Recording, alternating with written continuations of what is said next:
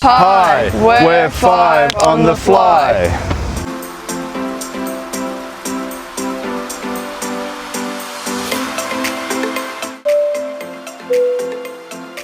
Well, Shakai and Noah got to casually fly off to Vancouver at 4:15 in the morning. The rest of us got the scenic route. And by scenic route, I mean 3 states, weird towns, ghost stories, a cursed chicken burger, and way too much sugar.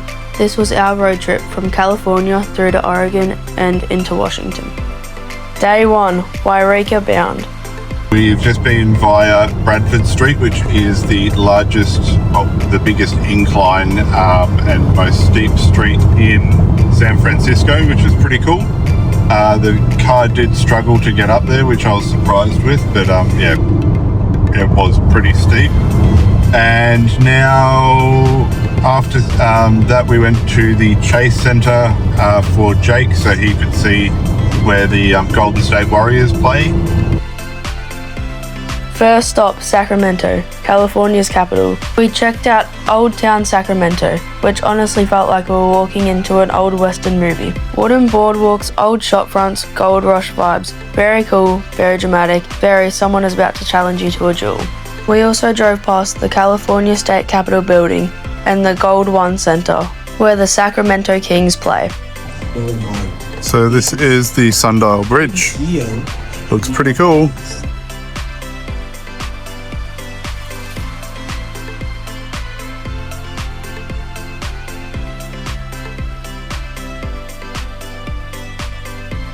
Then the drive started getting seriously pretty.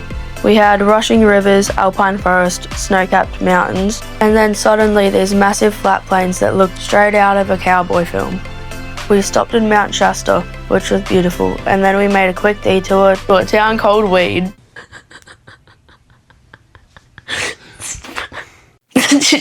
Obviously we had to stop for a photo. There was no way we were driving past that. That night we stayed in Wairika, an old gold mining town, and somehow we got the biggest bargain of the entire trip. Our motel room was about $20 Australian per room per night, including breakfast. We still don't know if it was a promo, a mistake, or the travel gods feeling sorry for us. But the Best Western Miners Inn was actually great. And then the breakfast, weirdly amazing, like the best motel breakfast we've had by far. We wandered this quirky little town until our tummies were rumbling. Dinner was at the Casa Ramos Mexican restaurant, where the meals were massive, and then we called it a night. Day 2, Wairika to Eugene. The next morning, we left Wairika and headed towards Oregon.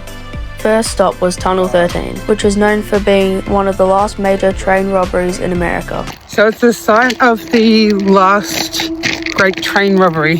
So in 1923, a bunch of brothers tried to blow up a mail train to steal money. And they ended up using too much dynamite and blew up the train and killed 4 workers and ended up getting away with almost no money. It took them 5 years to track down the brothers, though, to arrest them. So it was the last of the Butch Cassidy style robberies in America. So yeah, that's where we are. But it has said no trespassing, so we're hoping for the best here. And there's Jake. Hello. It's hidden up in the mountains and has this dark, creepy railroad history. Very cool, but also the kind of place where you don't want your car to break down. One of my favourites because I love creepy things. Then we went to Ashland, which is famous for its 9-month Shakespeare Festival and theatre scenes. It's this cute little artsy town tucked into southern Oregon. After that, we wandered through Jacksonville, an old gold rush town with historic buildings and lots of charm.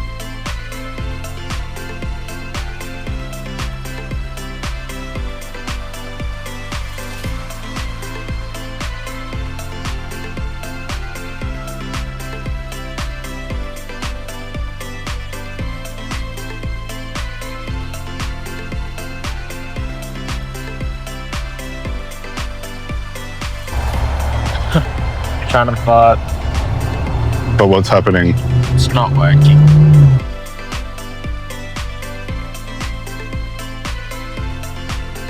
Then we checked out Buncombe Ghost Town. There are only a couple of buildings left, but it was still cool to see.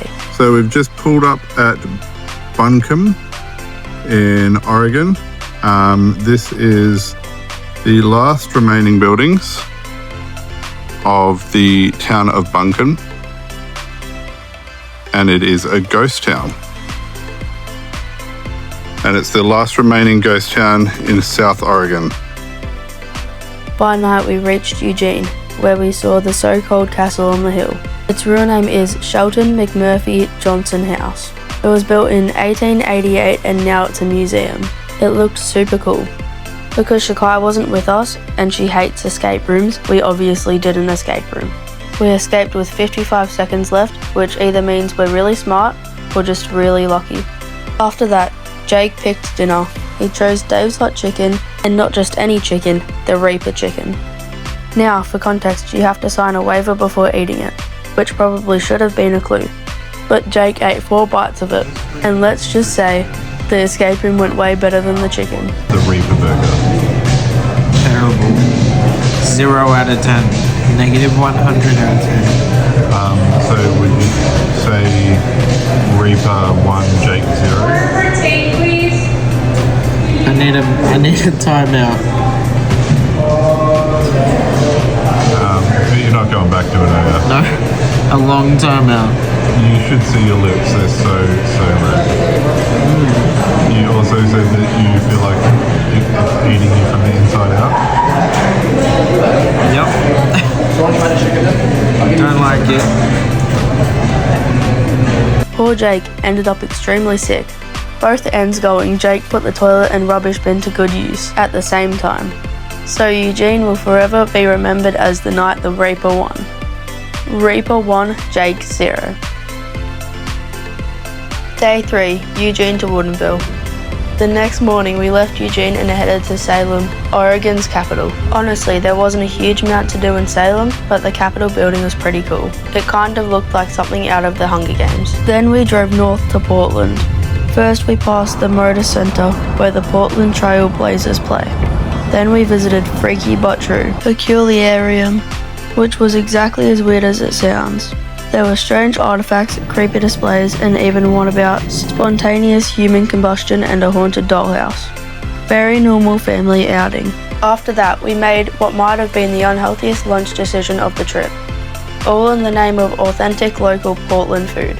First, salt and straw ice cream. I don't really know a lot about it except that it started in 2011 with caramel ribbons. Very good. Caramel what? Caramel ribbons is the flavour. But the flavours are unusual and it all has some kind of salt base to it as well. So it's called salt and straw. So I have a balsamic strawberry and a honey lavender. Tish, what do you got? I got a brownie and a chocolate chip mint thing. And Jake? And I got the caramel ribbons and cinnamon snickerdoodle. And I've got a honey lavender and a cinnamon snickerdoodle as well. And one of the most unusual flavors up there, which was actually really nice, was pear and blue cheese. Pretty cool. What is everyone's thoughts? Really good. Good, recommended it. Yeah. The flavours were weird, but honestly it was the best ice cream we have ever had. Some of the flavours were strawberry honey balsamic with black pepper, honey lavender, banana parsnip and sherbet, and pear and blue cheese. But my personal favourite was the chocolate gooey brownie. So we're going for the second part of our unhealthy lunch. We're at Voodoo Donuts. Then we went to Voodoo Donuts. The shop was cool, the designs were fun, but if we're being honest, a little overrated. To walk off the sugar overload, we went into the forest to find the creepy ruins known as Witch's Castle. And yes, it was spooky. But no, it's not really about witches. The story is actually connected to a murderer who killed his daughter's husband. And then in the 80s, local teens started calling it the Witch's Castle because they used it as a party spot. So witches or no witches, it was still creepy. After Portland, we drove to Olympia, the capital of Washington State, our second state capital for the day. The Capitol building there was incredible, totally different from Salem's, way more traditional and honestly really impressive in person. Then we stopped at Dumpster Values, a massive vintage and retro second-hand clothing store. Great vibes, lots of cool stuff, and definitely worth a look if you were into vintage clothes. Okay, so after multiple days of one nights, staying here, there and everywhere in motels, we're now in a house for 5 nights, and we're very excited about that. Yeah! Aren't we? Yep. And here is Rowena trying to get in the door. Woo, she did it.